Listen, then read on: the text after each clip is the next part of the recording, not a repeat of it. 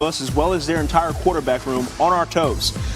It's a two-man battle for QB1, and that was made even more evident when the depth chart listed Anthony Richardson or Daniel Jones as the starter. The majority of the first-team reps have been alternated between the two signal callers on a day-to-day basis, but things are expected to take shape with joint practices against Baltimore starting Tuesday. There's no mystery surrounding the quarterback hierarchy in Cleveland, but there are some questions regarding availability.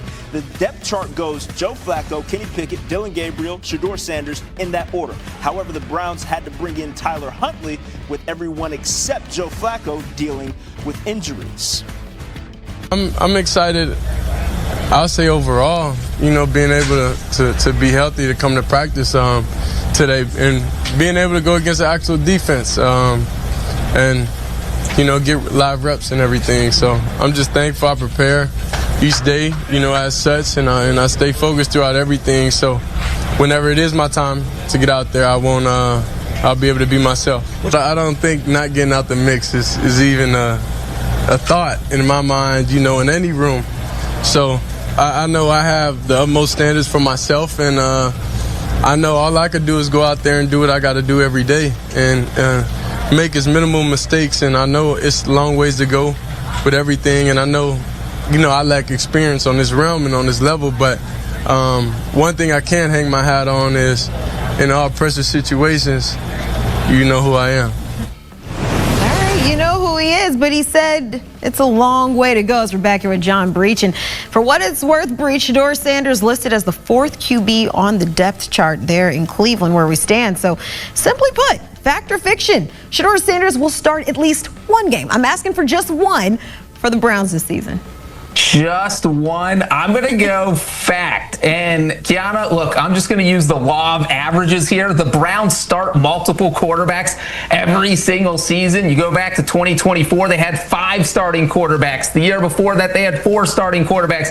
In 2021, they had 3 starting quarterbacks. There's just always something going on where the Browns have a lot of starting quarterbacks. And you really look at that rotation. If Joe Flacco ends up the week 1 starter, he's 40 years old. I'm not sure he's going to make it through the entire season.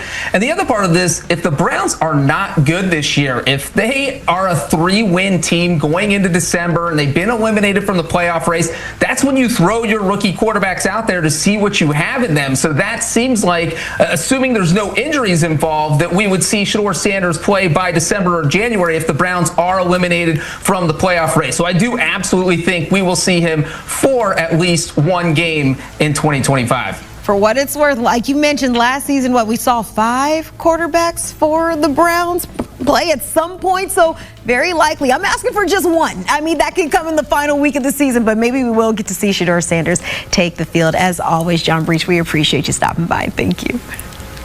Well, it's a packed house in Cleveland with 4 of their QBs competing for reps. Joe Flacco, the presumed week 1 starter. Kenny Pickett had been sidelined for a week while he battled through a mild hamstring injury, returned to practice, but doing individual drills, while 3rd-rounder Dillon Gabriel and 5th-rounder Shedeur Sanders are looking to climb their way up the depth chart. But hey, maybe they'll get a little bit of action because the Browns' first It's been all business out of Sanders' camp. Shedeur sliding to the 5th round, and he's getting to work, the rookie quarterback, doubling down on that focus Monday, saying he doesn't want Dion at camp just yet. Take a listen.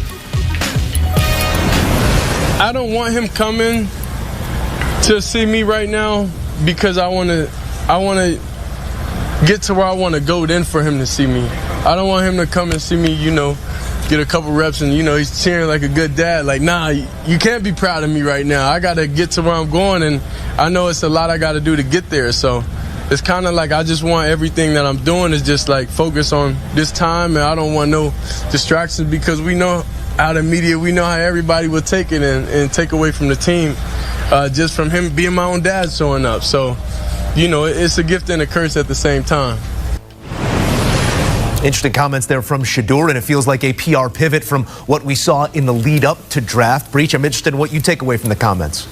Yeah, I felt like that's a humble answer. That's a mature answer. And that's not what we were seeing from Shedeur Sanders in June when he was getting 2 speeding tickets right when he had arrived in Ohio. He genuinely seems like he's there for football. That's it. And as he kind of mentioned, if Deion Sanders shows up, it kind of turns into a little bit of a distraction, kind of a circus, because everyone wants to talk about Deion Sanders. They want to ask Deion Sanders questions. And as Shedeur alluded to, hey, look, I want my dad to show up when maybe I've won the job or when something big is out there. He's buried at the 4th spot on the depth chart right now. He's not taking a ton of snaps. So if he does win the job, I'm sure Shedeur would be the first person to say that he wants his dad out there for the first start of his career. So there will be a time and a place for Deion Sanders to be there, and Shedeur Sanders will be the first person to invite Cleveland Browns. And the talk of the town continues to be who's going to start week 1 for Cleveland, given everything that's happened, of course, with Deshaun Watson on the men. They got 2 vets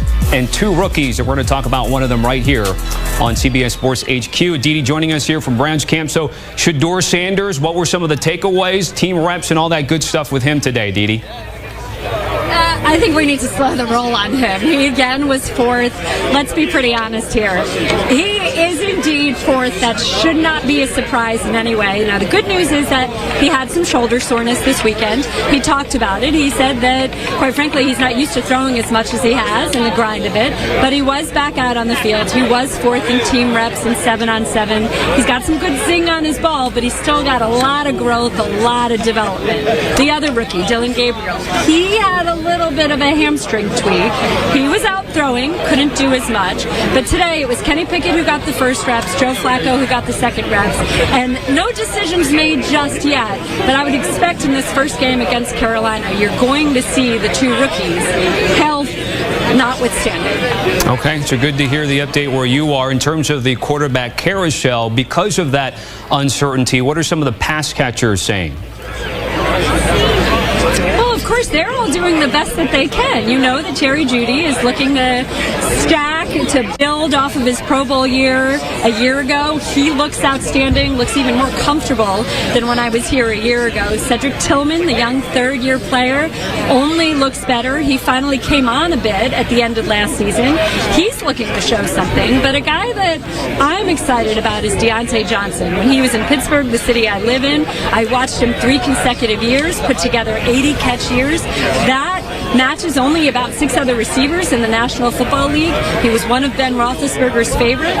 He, of course, had a season that went a bit off the rails last year with the Carolina Panthers, shipped over to the Ravens, then sent to the Texans for a week, then back to the Ravens where he never showed up. He knows that this is his final opportunity. He has very clearly been humbled by what happened a year ago. He was open about that. And he's doing everything he can to show that he can indeed be that reliable, consistent target who can still break open games. I asked him, I said, is that guy still in there? And he said, absolutely, he is. And let's end with the other side of the ball with Myles Garrett. We saw his position group get paid this offseason, which included himself here. How is he looking out there, and what are some of his expectations moving forward? Am I allowed to say I'm a little disappointed in him? He was supposed to chat with me today, but he ended up taking a nap, seeing the trainer, doing all the things that training camp requires of you. You know, he got a day off on Saturday. I joked earlier that that may have been more to give left tackle DeJuan Jones a break than to give Myles Garrett a break.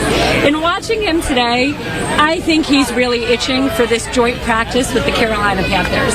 It looks like he's getting tired of teeing off on his own teammates. He's ready to go and face somebody else.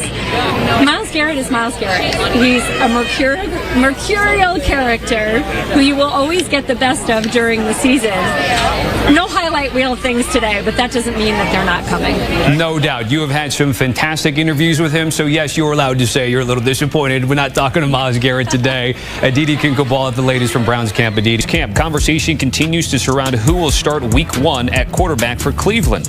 With the Deshaun Watson situation as he returns from injury, the decision will come down to a couple of vets in Joe Flacco and Kenny Pickett, or one of the rookies in Dillon Gabriel or Shedeur Sanders. Here's the latter of the rookies on why his dad isn't at camp to see his son play.